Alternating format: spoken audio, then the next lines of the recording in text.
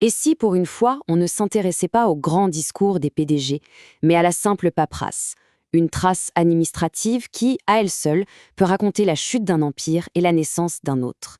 C'est ce qu'on va faire aujourd'hui en explorant comment les citations de brevets révèlent la guerre secrète qui a façonné nos ordinateurs.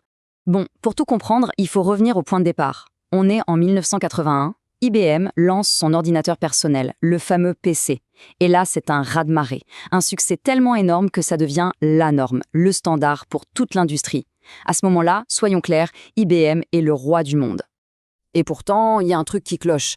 Si IBM a tout créé, pourquoi est-ce que des années plus tard, le slogan qu'on a tous en tête, ce n'est pas IBM Inside, mais Intel Inside, le slogan de leur fournisseur? C'est quand même curieux, non? Eh bien, c'est ce mystère qu'on va tenter de résoudre. On entre donc dans ce qu'on peut appeler le grand paradoxe du PC d'IBM. Comment le créateur d'un standard mondial a-t-il bien pu, au final, en perdre le contrôle? Pour piger ça, il faut un concept clé, celui de design dominant. En gros, c'est quand une technologie s'impose à un tel point que tout le monde est obligé de la suivre pour exister. C'est exactement ce qu'IBM a réussi à faire. Le problème, et c'est tout l'enjeu, c'est que créer ce design ne garantit absolument pas d'en garder le contrôle. Et bim, c'est pile ce qui s'est produit. IBM s'est fait déposséder de sa propre création. Le pouvoir a glissé de ses mains vers celle de ses partenaires, en particulier le fameux duo Intel-Microsoft.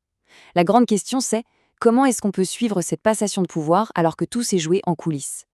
Eh bien la réponse, elle se cache là où on l'attend le moins, dans des documents administratifs. En jouant les détectives et en suivant les indices cachés dans les dépôts de brevets, on peut reconstituer toute l'histoire. Et là, la méthode est vraiment géniale. On pourrait se dire, facile, il suffit de compter qui dépose le plus de brevets. Sauf que non, ça mesure juste l'activité, qui brasse du vent. L'astuce, c'est de regarder les citations de brevets. Un brevet vraiment fondamental, une idée révolutionnaire, va être cité encore et encore par les autres. Les citations, ça ne mesure pas la quantité, ça mesure l'influence réelle, le poids d'une innovation. Le processus est assez simple à comprendre. Une entreprise innove, elle dépose un brevet. Ensuite, dès qu'une autre entreprise s'appuie sur cette invention, elle doit la citer dans son propre brevet.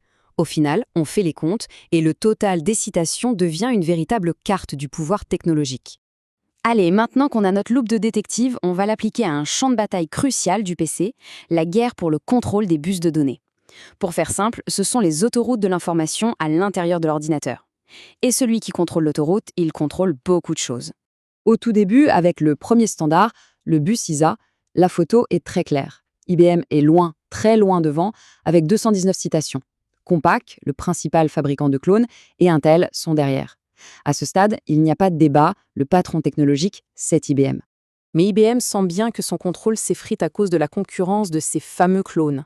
Alors, pour essayer de siffler la fin de la récré, l'entreprise tente un énorme coup de poker technologique en 1987. D'un côté, IBM lance le bus MCA. L'idée est simple, c'est une technologie propriétaire, fermée, qui n'est pas compatible avec l'ancien matériel. En gros, si vous voulez jouer avec nous, il faut payer. En face, la riposte s'organise. Les concurrents, menés par Compaq, qu'on surnommait le Gang des Neufs, créent leur propre standard, le bus et ISA. Et lui, c'est tout l'inverse, ouvert, collectif et surtout compatible avec ce qui existe déjà.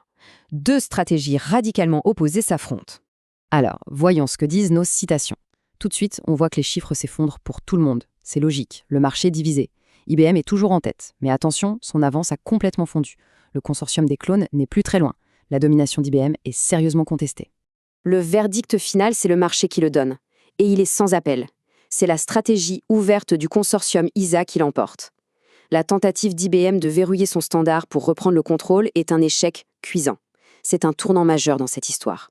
Après cette guerre, l'industrie a besoin de se calmer et se met d'accord sur un nouveau standard, le bus PCI. Et là, regardez-moi ces chiffres, ils explosent.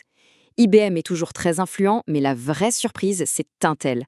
Leur influence a décollé comme une fusée, les plaçant juste derrière IBM. Le message est clair, Intel est devenu un poids lourd incontournable. Le dernier acte se joue avec le bus AGP, un bus spécialisé pour les cartes graphiques. Et là, ça illustre parfaitement la nouvelle hiérarchie. Compaq est en tête, suivi de près par Intel. Et IBM, l'entreprise est reléguée tout en bas, avec seulement 22 citations. La passation de pouvoir est bel et bien terminée. Ok, alors si on prend un peu de recul, qu'est-ce que cette piste de papier nous a vraiment appris ? La chronologie est limpide. On part d'une domination totale d'IBM avec l'ISA. Puis vient la guerre de l'ISA, où son pouvoir est secoué. Ensuite, c'est le grand boom d'Intel avec le PCI. Et enfin, l'AGP vient confirmer le déclin d'IBM et la montée en puissance d'Intel dans cette arène. L'auteur de l'étude sur laquelle on s'appuie, Pascal Corbel, le résume parfaitement. L'analyse des brevets, dit-il, reflète la perte progressive de la maîtrise d'IBM au profit, entre autres, du duo Intel-Microsoft. Les chiffres ne mentent pas. Et ce qui est vraiment fascinant dans la trajectoire d'Intel, c'est qu'elle n'est pas linéaire. Leur influence a d'abord un peu baissé pendant la guerre des bus, avant de connaître une croissance exponentielle. C'est une sorte de courbe en V qui montre bien toute la complexité de ces batailles stratégiques. Alors, au-delà de la petite histoire du PC, qu'est-ce que cette méthode nous apprend de plus profond sur la nature même du pouvoir dans le monde de la technologie? L'intérêt de cette analyse, c'est qu'elle nous donne une grille de lecture qui est toujours valable aujourd'hui. Elle nous rappelle qu'il faut toujours regarder au-delà des apparences, faire la différence entre ceux qui sont juste actifs et ceux qui sont vraiment influents. C'est un outil super puissant pour décrypter les guerres de standards, que ce soit hier ou aujourd'hui. En effet, cette même logique peut s'appliquer aux grandes batailles technologiques actuelles. Qui est en train de poser les véritables fondations de l'intelligence artificielle? Qui contrôle les brevets essentiels de la 5G? La réponse est probablement déjà écrite, quelque part, dans ces citations. Et ça nous laisse avec cette question. En ce moment même, des entreprises posent les briques des technologies de demain. Alors, si on regarde au-delà du bruit médiatique, qui est vraiment en train de construire le prochain empire technologique? Une citation de brevet à la fois.